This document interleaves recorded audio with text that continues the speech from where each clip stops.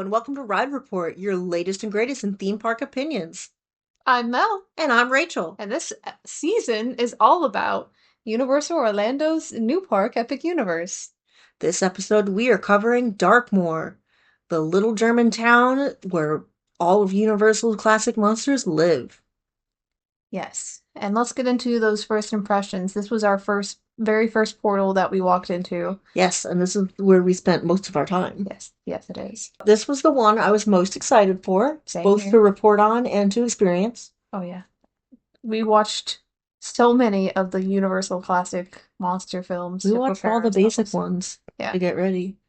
all of the non-sequel ones, except for Bride of Frankenstein. Yes. So yeah, this was the first portal that we went into. Yeah, it was 11 o'clock in the morning because that's when it opened. It was the preview day. Yes. We got there sooner than that, like 10:30, Yeah, we got there at 10:30. and people were already starting to gather. Yes, they were. So we were not the only ones excited, but one man came out of the gate because there's gates that close the portal so no one schmuck can just walk in before they're open. Which is a great idea. It is a great idea. And everyone who had gathered stood up and immediately moved to the center to try and get in. Yeah, I wasn't there. I went to the bathroom. No, I was there. It was like everyone was calm, chill. One person did it, and then everyone did it. Yeah, I went to the bathroom. Like, when I went to the bathroom, everyone was, chilling around the portal. They weren't standing, like, in a crowd in front of it. And when I came out, it was a crowd, and I was like, what happened? I was like, what just happened? It happened quickly. Getting into the actual area, I at first was blown away by how much of a scary little town it looked like. That's great. It's great. B, wish I got to stroll around a little more Oh, yeah, we were all in the beginning. kind of just, But also I appreciated how they handled the opening yeah. because the cast and crew understood that everyone was just there to ride Monsters Unchained. Yes. So We were rope dropping. they had every tech, mechanic, actor, ride person standing, leading people, funneling us to the manor. Yes, they like had they were just like directing us, like keep going this way, keep going this way. And they took you a roundabout way so that you did get to survey the whole area as you did it. Yes, they took you to the left and they kind of snaked you around where you could see Curse of the Werewolf and the Burning Blade Tavern, and then you then would go into the line. Yeah. Which was good because it lengthened the line and the line wasn't going outside the portal to get in. Yeah, that was great. I loved the ambiance. I forgot there was more to the park. Oh yeah. I was like, this is great. And then it was a bit shell shocking to leave that portal and go back to the rest of the park, the Celestial Park. Because it's like, oh, this is different. There's other things. There's other things. To do. Yeah, we stayed in Darkmoor until 3 o'clock in the afternoon. 2 or 3. We were there for quite a while, simply because when we were funneled into Monsters Unchained, the ride ended up breaking after we got past the lockers and put all our stuff away.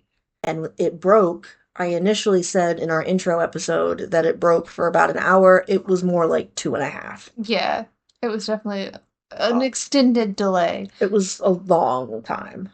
To the point where, like, Igor got on the announcements and it was like, the doctor doesn't know when she's gonna see you. Like, Igor was on a loop several times telling you the doctor will see you when she sees you. I think at one point he's like, I'm so sorry. We're on an extended delay, basically. Yeah. That there's other options that you can go and see in Darkmoor. Yeah. And I was like, please let me leave this line. I am so hungry. I didn't eat anything in the morning. We woke up at like 6 o'clock. Yeah. In the morning. I was desperate to ride this ride. I was also afraid of this ride. But I was desperate to ride this ride, and which is why I didn't let us leave the line for so long. But eventually enough was enough, and I was like, yeah, we're out. So we didn't get to experience Monsters Unchained first. The first thing we actually experienced was Das Steakhouse, the sit-down mobile order restaurant that you can go to. Yes.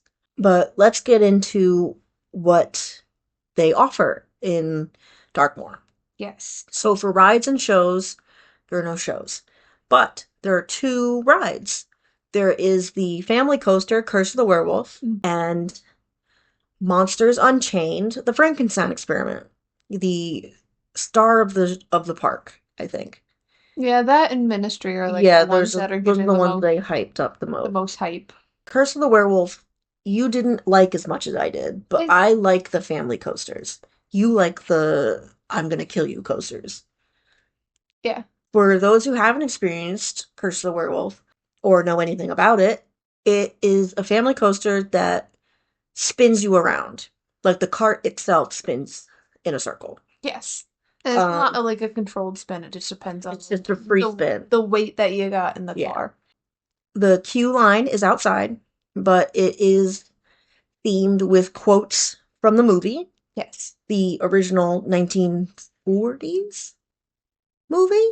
I don't know the exact year, but was it the 30s or the 40s, do you It think? might be the 40s. I It was believe one it's of the 40s. it was a little bit later and Yeah. we've watched all the Yeah. movies and then they kind of at some point just blended together. Yes. Fun fact about the 1940s werewolf movie, his name is Larry. Yes. The guy's name is Larry. The werewolf's name is Larry. The main guy, the main werewolf, because there are werewolves in the traveling There's the mystic. mystics. They don't call them mystics in the movie. No, they call them something a little bit more offensive. We'll say it. We'll just say it. They're called gypsies. But Universal has decided that is the slur they're gonna not use. Thank Good. you. I mean, good for them. Good for them. Don't use. Don't use that slur. They changed their title to Mystics. Yes, it works a little bit better. It works. It's not offensive. No. To the Romani people. I know in the movie there was one other werewolf, and it was one of the Mystics. Yes, and I think he dies. He dies Yeah. pretty early on. What I liked was they had the original Mystic woman shown, like projected. Yes. On a projector. It was good. And what I liked was when you went through that little barn, it's the only indoor part of the coaster, is a little barn and there's werewolves in the ceiling. There's two? There's two. There's multiple of them. They're not animatronics or anything because you fly through it way too quickly. No, they're just there making menacing poses. None of them are Larry. None of them are Larry. Larry is on Unchained. Yeah, We'll get into that in a minute. Larry's in the Frankenstein Experiment. Yes. But I thoroughly enjoyed Curse of the Werewolf. We did find out after the fact that... Should we include this? Yes. There were safety concerns. Yeah. They fixed those, and they also made it more spinny. Yeah, they did. So please... But yeah, there were apparently safety concerns after we wrote it. You know what? Preview things. Preview things. I had a great time on that ride. I had a fun time. I think my issue with it is it's so goddamn short. Yeah. You know, it is what it is. I do like the fact that when you're going backwards and after you get past the barn part, they have the sound effects of it like chasing you pretty much. It's great. It's great. I love it. We're gonna move on to Monsters Unchained, the Frankenstein Experiment. The star of the show. The star of the show. So the premise of this ride is that you're going through the catacombs of Frankenstein Manor. Yes. In the catacombs are all the classic Universal monsters. Yes, and Victoria Frankenstein controls them all. Is trying to control all the monsters, and you're there to witness her control over the last monster, Dracula. Yes, and it goes horrendously wrong. Not right. So you see the classic Universal monsters. What I really liked is it's got the same ride mechanics as Forbidden Journey. Yes. The ride that's inside Hogwarts in Hogsmeade. But it doesn't have the screens like Forbidden Journey. It does have screens. But not like, they don't put you in a dome. But it's not it's like... Forbidden Journey, they put you in a projected dome, and it's like a simulated thing where they make you think you're flying through the Quidditch pitch, but you're not. You're just in a projected dome. Yeah, this you're moving past This you're screens. going like past screens that are integrated with real sets. Yes. So it's different. I think one of my favorite parts, because there are many, one of my favorite parts is in the very beginning where you're seeing the bell ring. And the Quasimodo's in And there. the Hunchback of Notre Dame is inside the bell. That's good. He doesn't move, but he's in there. Yeah, he's a static figure. I think my favorite animatronic, other than the creature of the Black Lagoon, is the Phantom. Yes, and he's also in the beginning. He is playing the organ. And he's just there for the vibes. He's just there for the vibes. And I like that, like, he reaches out to you. And if you're in, like, a certain seat, he's, like, really, really close to you. That's good. And that was, like, the first seat I rode in. And I was like, he's so close I could touch him. Yeah. This is incredible. By Phantom, she does mean Phantom of the Opera. Yes. There's no ghosts. No. It's very sad. It's all monsters. It is all monsters. My next favorite part, or one of my other favorite parts, there's many, like I said, is the ending where Igor is saying, give us good rating, yes? And then gets absolutely wrecked by vampire bats. Yeah. Just fucking dies. Well, I like that Victoria is just like, all monsters will bow to the name Frankenstein. And he's just like, that means give a good review, yes? No, she says, lead me to my work. She says, She says that too, but after that she says, now lead me to my work. Yeah, after Igor fucking bites it. And then, yeah, it's good. She says that at the end as you're, like, getting back into the loading station, and she's like, now leave me alone, get the fuck out of here, There's no morning, Igor. She's like, I can build another one, pretty much. Yeah. The queue line is phenomenal.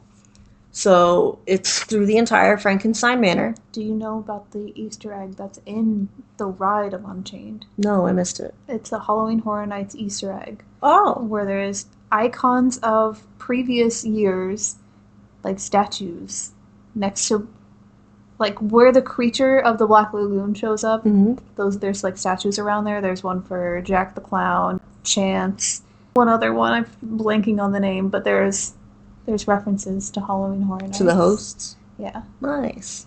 Jack the Clown? I thought he was a pumpkin. No, there's a clown. Oh, I don't know.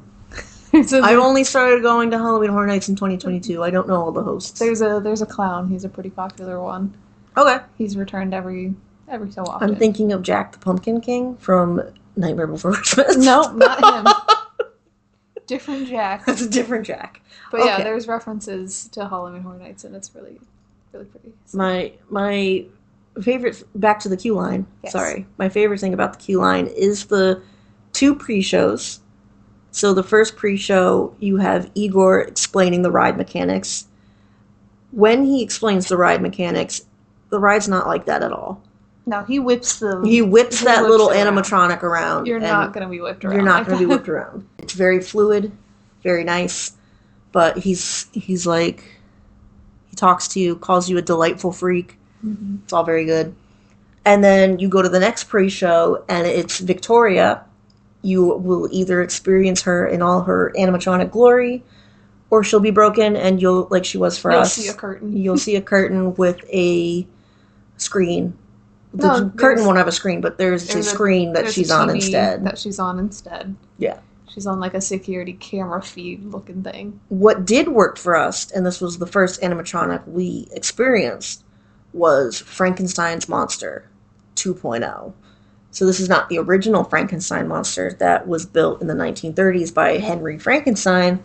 This is one Victoria built. Yes, the original's in the manor. You can see the original, quote-unquote, the original in the manor being scanned. But this is the one you can see on the ride is new. He's fresh. He's, 3 years old is what the Bride of Frankenstein says? Something like that. The Bride of Frankenstein's not on the ride, but we'll get into this. Oh, she's got lore, though. She's got lore. The animatronic is gorgeous. I almost thought it was a person in a costume. It's crazy. The reveal is wild because they, like, have you in complete darkness, and then the spotlight shines on him. He's behind a curtain, too. Yeah, and then he, like, reacts to the spotlight, and she's like, okay, turn it down. Turn it down. It's too bright. Monsters Unchained is good. It's excellent. It's worth the ride if you like classic Universal monsters. It's worth the ride. Phenomenal. My first go around, I was actually kind of shocked at some of the points. Mm-hmm. And did you know, fun fact, Larry does first kill on that ride. Does he? Yeah. Good for Larry. Larry's the werewolf. Yes, by the way. Larry's the werewolf. He is in Monsters Unchained, as we said earlier. So the monsters that I know of that you can spot in no particular order are Frankenstein's monster 2.0. Yes. Who we will call Eric because I watched Creature Commandos and his name is Eric in the show. So there's Eric, Frankenstein's monster. Mm-hmm. There's the Creature of the Black Lagoon. Yes. Dracula.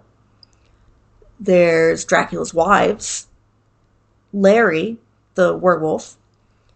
The Mummy, the original 1930s version. There's the Hunchback of Notre Dame. There is the... Phantom. Thank you, Phantom of the Opera. Does Dr. Jekyll and Mr. Hyde make an appearance? Jekyll and Hyde? Not that I remember.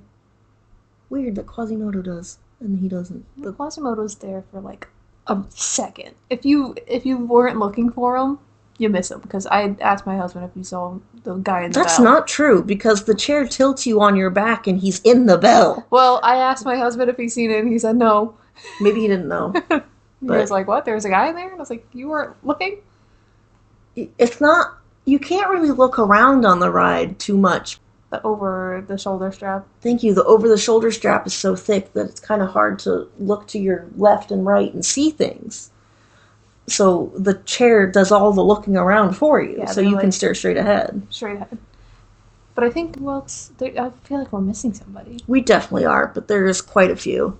We're going to move on, because we could talk about this all damn day. Did you also know that at one point, the one point in the ride where Dracula is like, afraid of the dark, my friends? Mm-hmm. You can see, like, in the background, his brides on a catacomb navigation unit, like, absolutely destroying it. No. It did not. It's pretty good. It's good. Anyway, we're going to move on to the food and drink, because if we don't, we'll be here forever. Yes. The first up is Das Steakhouse. Mm-hmm. It is, once again, your sit-down mobile order restaurant. And steakhouse is spelt like a steak to the heart. Yes. And house is like... German. Because I think it's a German town. Yes. It's phenomenal. It's in like a crypt theme. It's vampire themed. The food is great. I had the bird on a steak. You had I forget its name. It's the vegan cabbage. It's a vegan cabbage dish, but it has a fun little name. And we shared the red velvet death. Yes. You know what? I know you liked Stormfly's Catch of the Day more, but I really enjoyed that red velvet cake. But I think it's simply because I really enjoy red velvet cake. Yes, it could be. Could be. So Das Steakhouse, beautiful, and the food is phenomenal. And they did not forget us there. No. And I also like the silverware they give you. It's black. I know, it's so good. In addition, there is DeLacy's Cottage. It's like a little food stand next to Burning Blade. Yeah. It's... What I like about the menu there is that it doesn't say, like, menu. It just says, food good. like how Frankenstein's monster would say. That is good. And there's a Frankenstein pretzel there. Perfect. And then Mel's absolute favorite icon of the park, the Burning Blade Tavern. Oh, it's so good. It's so good. If you have seen the original Frankenstein movie, Frankenstein unfortunately dies in a it's revealed in The Bride of Frankenstein he doesn't die, but he dies in the first movie to a fire that is set to a windmill by the townspeople. That he's in. And you know what? And that is what the Burning Blade Tavern is themed off of. The blades of the Burning Blade windmill are able to alight with flames. Yes. As they spin. Every 15 minutes they catch on fire. It's very good. And it's fantastic. We did try to wait and see if we could get a glimpse of it at night. We were not successful. Yeah, I think it was broken that time around. I think it was broken. But we did get to see it from a distance while waiting in line for Monsters Unchained the second time. The thing with the Burning Blade Tavern, there is a musical cue done by Danny Elfman, who's done Nightmare Before Christmas. Okay. That might be the one that you know him by.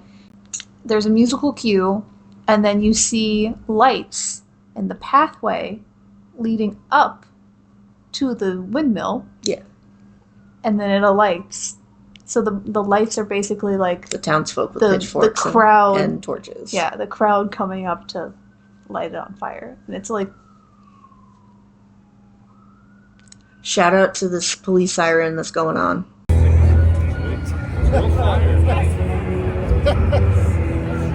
Yeah, see, look. It's like full shit. Justin, look. That's what the villagers are coming. Villagers, yeah. Oh, please bless us. Mighty windmill. Mighty windmill. Mighty windmill. The villagers are coming to fuck you up, Frankenstein.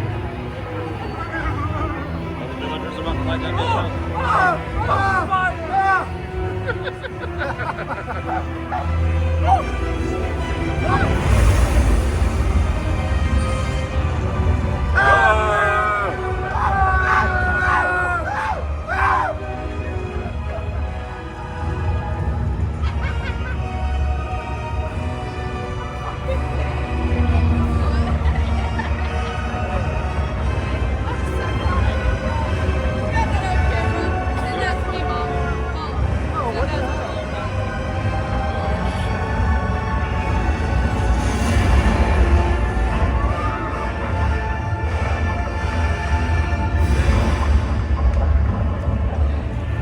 Anyway, it's a great little like detail where they have definitely the lights leading up like it's an angry mob coming to light it on fire. We did stop there at the end of the night. We did first mistakenly go inside. We were getting food, and you get food at the window instead of going inside.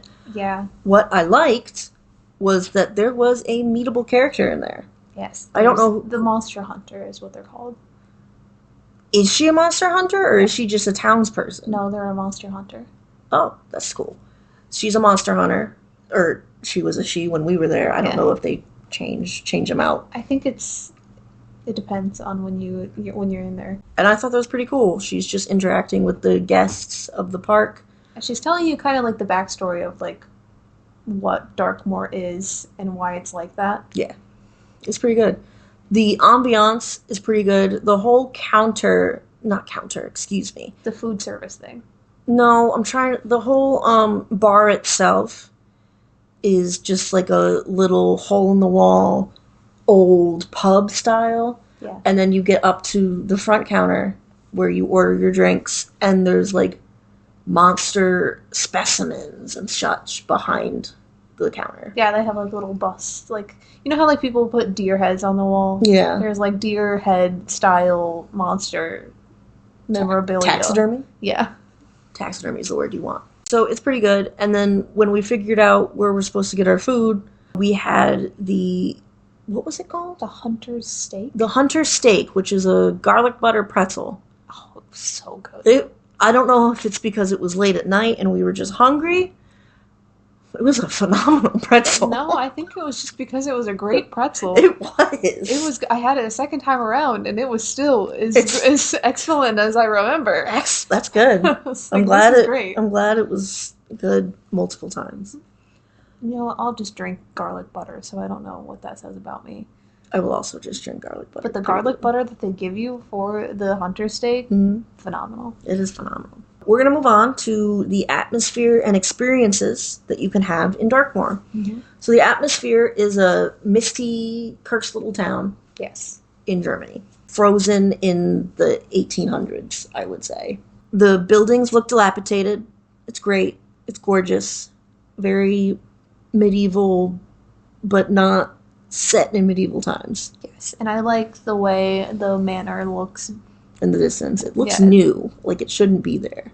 Yeah. Well, it's not like, not new. It's not wholly new, but like she's got like these electrical things hooked up to the side of it, and it'll kind of go off with the Burning Blade Tavern and like do the little electric There's like noises blue and stuff. lightning electrical currents running through everything. Yeah. And it goes throughout the whole of the queue as well. Yes. There are, if you have seen the movies, landmarks, like the Lion's Head Inn. Yes, where the Invisible Man. There's also Dr. Jekyll and Mr. Hyde's. That's why I'm thinking of little them. store. Because they have a store. There's Dr. Pretorius? No. Pictorius. Pictorius is... It's on my purse. It's in my car.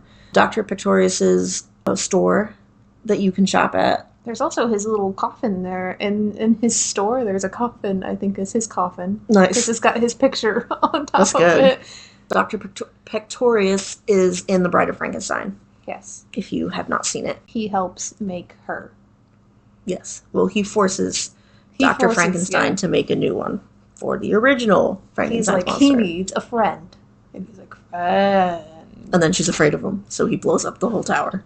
And he's like, I hate this, actually. I want to kill myself. It's good. It's funny. You know, valid, Frankie. Yeah. Interactive. It's not interactive in the way that Super Nintendo or the Ministry is interactive.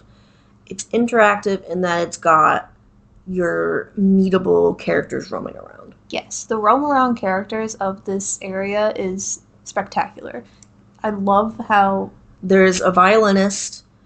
There's Igor, who has a station, but he kind of roams around a little bit. You can meet Igor in other places. Oh, you weren't with me. Oh, because this was the second time I went.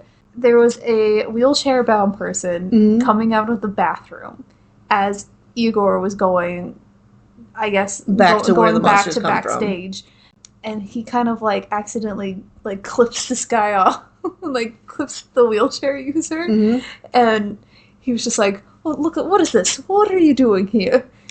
He like grabs the wheelchair and he's like, look at you, you're useless. I'll just take you back to Victoria. It's like, oh my god, Igor, you can't say that. So the characters you can meet that roam around is the violinist. There are a couple of hunters. Igor, the lab assistant, and my personal favorite, the Invisible Man. Oh, he's great. He's phenomenal. He's not actually invisible. He's got a bandaged mask on his face. He's got a thick coat, robe, gloves. No part of him's actually invisible. It's an actor, guys. Yeah, I mean, if you watch the original Invisible Man, that's his that's getup. what he does. That's his getup. He covers himself head to toe so he can be seen. Yes. Which is funny because when he is completely invisible, it means he's completely naked. Yes. And I think that's hilarious. You know what? You gotta do what you gotta do sometimes. The man derails a train completely naked. And you know what? That's iconic. I like that in the Invisible Man movie, the potion that he takes to become invisible also makes him insane. And that's why when you go talk to him, he's incredibly mean. Yes, that's why he's so rude to you. But in the movie, he meets his friend and he goes, okay, we're gonna do some crime. We're gonna derail a train. Like we'll kill the important all people. These people, and then kill the non-important people. And his friend is just like, "What the fuck is going on?" He's just afraid because it's like air that's talking to him. Anyway, the Invisible Man, I did wait to meet in a crowd because I was excited. It is one of my favorite classic monster movies. He's so mean. He called me a moron, and that was the funniest goddamn thing. Can I put the clip in? No. No? Okay. No, you cannot. Can we do the Cliff Notes version of what he did? I was wearing a monster shirt, and we had garnished his attention, and he's like, he was talking about the Bride of Frankenstein, and he's like, there she is now, and then points in my general direction. I thought he was pointing behind me, so I looked behind me, and he goes, on your shirt, moron! And I'm like, all right. That's fair. That's valid. You know what? Fair enough. I'm also pretty positive he called me ugly. What do you say about some people get to... It's like, you only get one go at this life. And then he turned to me and was like, you look like you've had a couple goes. And I'm like, okay. Thank you. Like, damn. Thank you. It was good. If you don't like being insulted, don't talk to this man. I don't think he was as rude to me, though. No, but he will find your flaws and he will hurt you. He's good, though. That's his job. It was pretty good. My husband was afraid to talk to him. That's valid. I don't think Todd could handle it. Oh, but he did talk to him because we got drinks at the Burning Blade Tavern. Mm-hmm. So he had like a beer in his hand, and Justin and my husband, Justin's my cousin, they were like, "Let's get a picture with the Invisible Man," and they were like, Mr. Griffin," and he was like, "It's Doctor." Good. And I was like, "Yeah, get him." But like he was holding the beer in front of him, and he's like, "Put that away. No one wants to see that. That's disgusting." He's good. We had got his attention by making hearts at him from a distance, and then Mel pushed me forward because I was afraid to go talk to him. So he looks at me, and I go, he had gone up the stairs of the Lionhead Inn To to oversee and possibly leave. And I say, hi, because I was afraid and I didn't know what else to say. He rushed back down those stairs to come and get me. And you're like, "Oh God." I was like, oh God, no. This is it. This is the end. And he's like, "I saw you making hearts at me from across the way." It was good. He was funny. This is the only area we stuck around to actually meet characters, so we're going to talk about it. Yeah. The other popular characters that you can meet are the Bride of Frankenstein and Frankenstein's Monster 2.0, Eric. The Bride of Frankenstein is the original, over 100 years old, Bride of Frankenstein. We waited in line to meet them. I would post a photo of it, but I look like a goblin, so no. You don't get to see that meet and greet. It's good, but we also taught Frankenstein's monster how to fist bump. Yes, that was good. The actors are very good at pretending they don't know shit.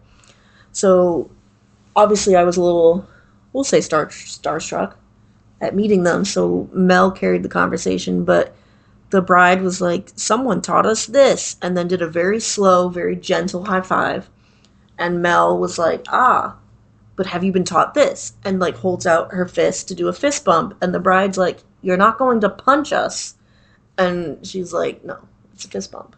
We do that, and then Mel and I demonstrated how to do a fist bump. Gently. And she was like, oh. So we did it gently. Gently. We talked to both of them for a good 5 minutes. Because there was a line, so you had to wrap it up. And the staff, takes professional photos for you. At the end of talking to them, you do pose for the photos. But they take candid photos as well. And they will take pictures with your own iPhone. Yes. Or Android, wherever you have. Although I don't think we got the picture on the film camera. No, we didn't. You're right. We took disposable cameras with us. Just for the fun of it. So there's a lot of character meet and greets that I was impressed with because we actually took the time to do those character meet and greets. And the violinists that they have, the live violinists that kind of tell the story of Darkmoor, they're incredible. Mm-hmm. They are. They're great. Imagine walking through a theme park and playing a violin. It was hot too. Like they're all in like long sleeve get-ups. I was impressed. Black, wearing makeup. Oh, I was impressed. The vibes, phenomenal. 10 out of 10. 5 out of 5 is what we rated on. Breaks the scale. It's great. Breaks the scale. It's great. We loved it. We're going to move on to merchandise. There's a good number of stores. There is a stand outside Curse of the Werewolf where you can get the Mystic branded things. Yes. There is a store for is there a store for Monsters Unchained? Yeah, it's called the Manor Storehouse. It's the Manor Storehouse, thank you. It's the exit through the gift shop. That's right. Yeah, I just couldn't remember if there was one. There's the Manor Storehouse. There is the Dr. Pretorius's store where I bought my lovely little Frankenstein purse. And then I'm counting this as a merch store. There is the Monster Makeup Experience. Yes. That I saw from inside Dr. Pretorius's. Yeah, it's like... But I don't actually know how to get there. It's connected to it. There's another door next to it that has the makeup experience. Oh.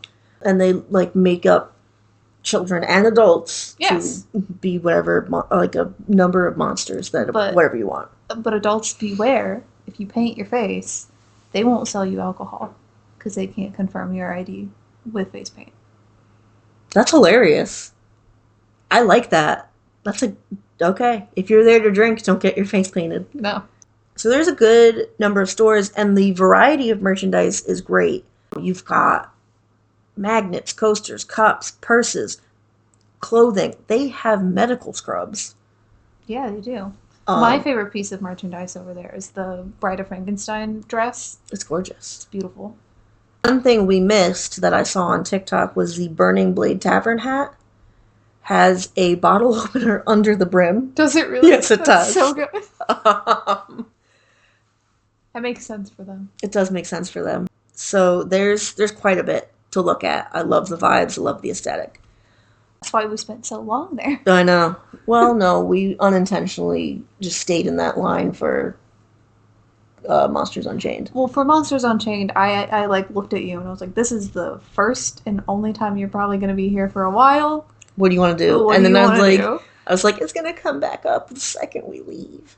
And It then kind of did, but no, not really. 'Cause we had enough ate. time to eat, and then we were about to talk to the Invisible Man for the first time when you saw on the app that it was a 45-minute wait. I was like, leave him alone. And then we ran back to the line. Crowd flow. This is where things get a little tricky. How would it be if it was super busy?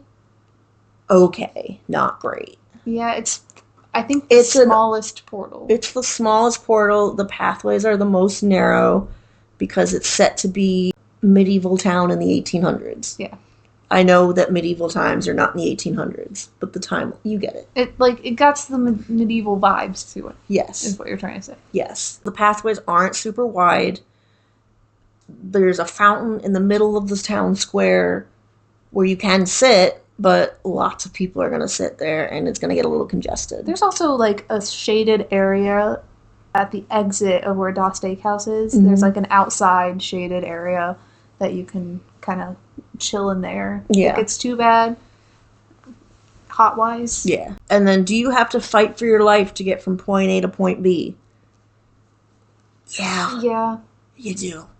Especially at whatever the peak time is. Mm-hmm. It's no Mario or Harry Potter area, but you do have your hardcore Universal Monster fans who are gonna be there taking pictures. Yes. And you are gonna do a lot of bobbing and weaving and saying I'm sorry to get to Curse of the Werewolf or Monsters Unchained or wherever it is you're going. I think it's mostly because of the fact that the walkways in that area are pretty narrow. They're like they get wide at some points, like up by the manor, like there's a lot of walkway room, but when you first go through the portal and you're going through the cemetery, it's a pretty tight squeeze. It's also pretty tight. It's not tight, but it's like Jurassic Park area wide by the Curse of the Werewolf. Yeah, it's not, because that's like a dirt path. Yeah, it's not super open. Yeah. It does add to the aesthetic of the park, but it's going to be frustrating. So, with that, let's get into the grading. For the rides and shows, we grade on the queue line, the wait time, and the ride itself. And for the food and drink, we grade on the vibes and the number of food items offered. We're going to start with Curse of the Werewolf. Mm-hmm. The queue, we gave a 3. It is outdoors, but it's very mystical, Romani. It's cool. They got a little station where there's tarot cards that's actively being read. In the little barn area where the loading area is, there's a fake full moon.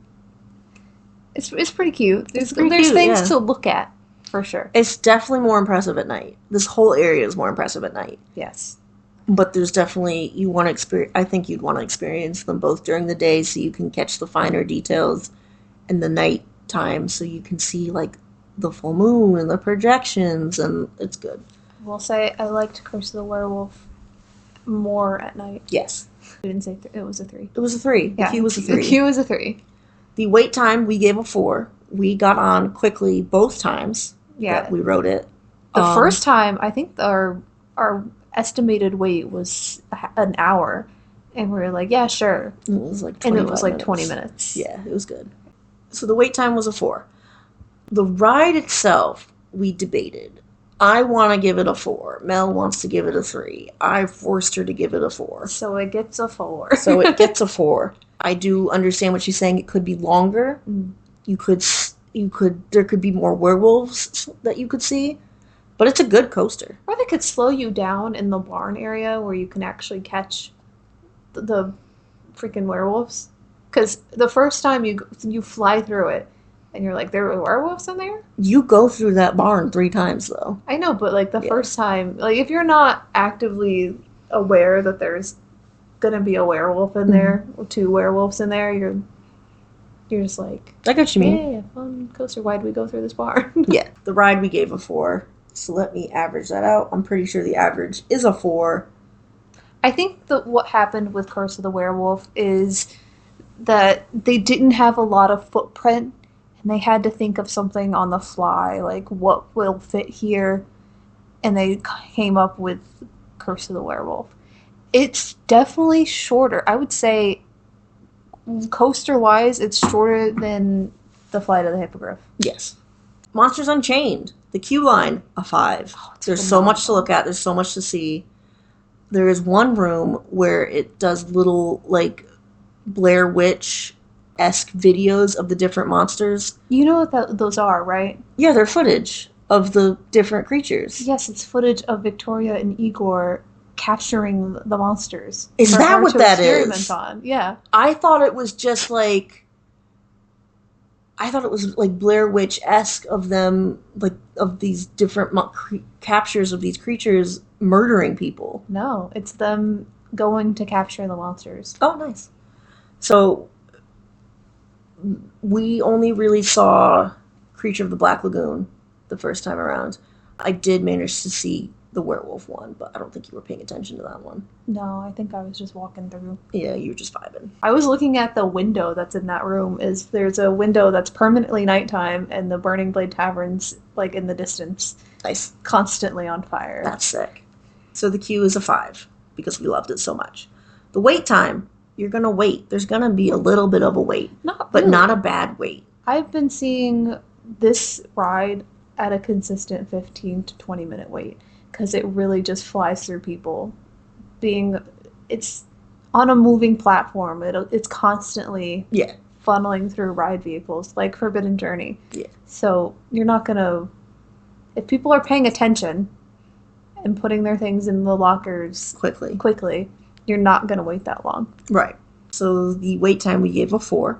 And the ride itself, we loved it. We gave it a 5. 5 out of 5. Phenomenal. All of the animatronics in there is spectacular. Yeah. The screens blend in so well. What I like about the screens is that the screens are moving with you. Yes. So you're watching something as the car is moving away from the screen. It's still happening. It's great. It's beautiful. Yeah, it's great. It's gorgeous. And so that averages out to a 5. Yes. There was only one time that we rode it, and it was the second time we rode it. And it broke a little bit. It like stopped for a little bit, and we were like, oh, we die here. Yeah. Because for some reason, it's so high up. It is. You're on like a second story. It's crazy. You know what's also crazy? What? How Jordan called us boring. Jordan doesn't understand. I was like, calling this ride boring? He's a fool. Okay. He's not a fool, but you get it. He's not a theme park guy. He's not a theme park guy. So Monsters Unchained, overall, gets a 5. We loved it. It was my favorite ride. I think it's my favorite ride of the park? Of Universal as a whole. Oh, really? Maybe that's recency bias, who knows?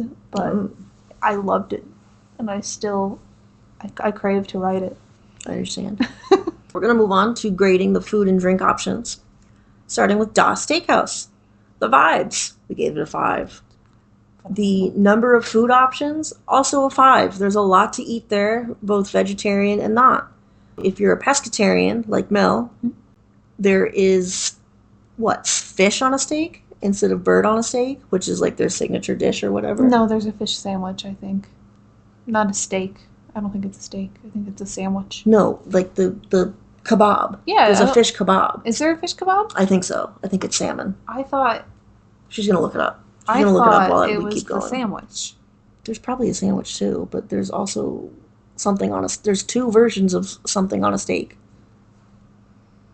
Which bird on a steak, by the way, is chicken, in case you were wondering. Oh yeah, fish on a steak. Blackened salmon on a steak with charred green onions, mashed potatoes, roast baby carrots, acorn squash, and maitake mushrooms. They don't care. They don't care about what it is. But there's fish on a steak, there's bird on a steak, and there's bits and pieces. Mm-hmm. And then there's the red velvet death. It's so good. Yes. So overall, Das Steakhouse gets a 5. There's also steak at Das Steakhouse. Well, it's a steakhouse. DeLacy's Cottage is a little stand. Yes, it's a snack stand. It's a snack stand. It's got pretzels and it's got popcorn. Nice. It's got the Yes. freestyle drinks. The vibes are 3. It's a stand at the end of the day. Only so much you can do with a stand. And the number of food and beverage options, 2 snacks. We're going to move on to the Burning Blade Tavern. Vibes gets a 4. It's got great vibes. It's on the smaller side, but it's phenomenal. It is phenomenal. I think it lost a point because there's just, once you're inside, the only thing that there really is to look at is behind the bar. The number of food options is a 3. It's more of a grab and go situation. Yes, it's a lot of drinks. There's a few snacks. Going inside is just a bar. Yeah. You don't get food. You don't get the food at the bar. There's a window. There's a window on the outside that you get your food at. Yes. Which that door is weirdly heavy. It is weirdly heavy. I understand. We thought it was closed. It's so heavy. We were like, is this locked? We'll go around. It wasn't. Someone opened it with ease. But we're over here, both of us, Struggling. Like it shouldn't. trying to open this door. So overall, the average for the Burning Blade Tavern is a 4. Moving on to atmosphere and experiences. Interactive. It's a 2. There's not. Outside of characters, which is a different grade, there's not much We have a different grade for that. in the way of interactiveness. Yeah. There's a lot to look at, but you can't really interact with the land. It gained a point because Mel insists that standing inside one of the open coffins counts. You know what? It does. I'll put that picture up, don't worry. Character meet and greets. I was thoroughly impressed. It's a 5. That's the reason we stayed so long in the land, was we just were... I was determined to meet the bride and Frankenstein's monster. And And we were... Dr. Griffiths. Yeah. Griffins? Dr. Griffiths? Griffith. I was right the first time. The Invisible Man, if you're unaware. Yes. The vibes, a 5. It's good. We forgot there was a park outside this park. The only reason I remembered that there was a park outside the park is at some point where you're standing, you can see the Grand Helios Hotel, and I was like, oh, wait. Like, oh yeah, there's more. There's other things to do here. Moving on to merchandise. Good variety of merchandise? Hell yes. Gets a Gets 5. a 5. Number of stores? It gets a 3. There's not as much as other lands. There's a lot to buy in these stores, but there's not as many stores themselves. I think they're also on the smaller side as compared to like How to Train Your Dragon or Harry Potter. I think it fits shops. the land as well. Yeah, it's on the smaller side though. Yeah. You're gonna be bumping elbows with people in Dr. Pistorius's shop. Yes. Moving on to crowd flow. Did I give a grade for number of stores? We said it was a 3 if I didn't. Moving on to crowd flow. How would it be if super busy? A 3. It would be fun, but you'd have a time. Yeah, it's the smaller of the lands, as we said. Do you have to fight for your life to get from point A to point B? We already said yes. It's a 2. Especially if you're in one of the shops. Yes. You're going to be bumping elbows. So overall, I did average this stuff up. I don't know why I didn't average up the rides earlier. The grades for each category are as follows. Rides and shows, a 5. Food and drink, a 4. Atmosphere and experiences, a 4. Merchandise, a 4. Crowd flow, a 3. Overall, I think if you're a horror fan and you know about the Universal Classic Monsters, you're going to be thrilled at this section of the park. If you're like a fan of the horror makeup show over in Studios, you'll be pretty like thrilled with what they've done here. Yeah. The overall score is a 4 for Monsters Unchained. Monsters Unchained? Darkmoor, but it's a 5 in our hearts. It's a 5 in our hearts, guys. That's going to do it for us for this season Yes. of ride report. Yeah, next season we are going to be covering Islands of Adventure, but as we are working on that season, we're going to sprinkle in some bulletins, talk about some stuff. The Maybe bulletins count as mini episodes, so they're like not mini episodes, but they're like one-offs. Yeah, they're like a one shot. Yeah, if you want to go in fan fiction terms. they don't. But we'll talk about stuff like our favorite restaurants at Universal, whether or not we think Disney Springs is better than City Walk, that kind of thing. Halloween Horror Nights, our favorite years and experiences there. Yes. Our favorite houses that we've gone through. We will be doing a full season on Halloween Horror Nights once we've experienced the night for ourselves. This year. So we've experienced it before, but you get it. Yes. That's all we have for this episode of Ride Report. Stay tuned for next season, Universal Orlando Island of Adventure. And stay tuned for those bulletin episodes that will be coming before then as well. Remember to like, subscribe, and rate 5 stars. Keep on riding.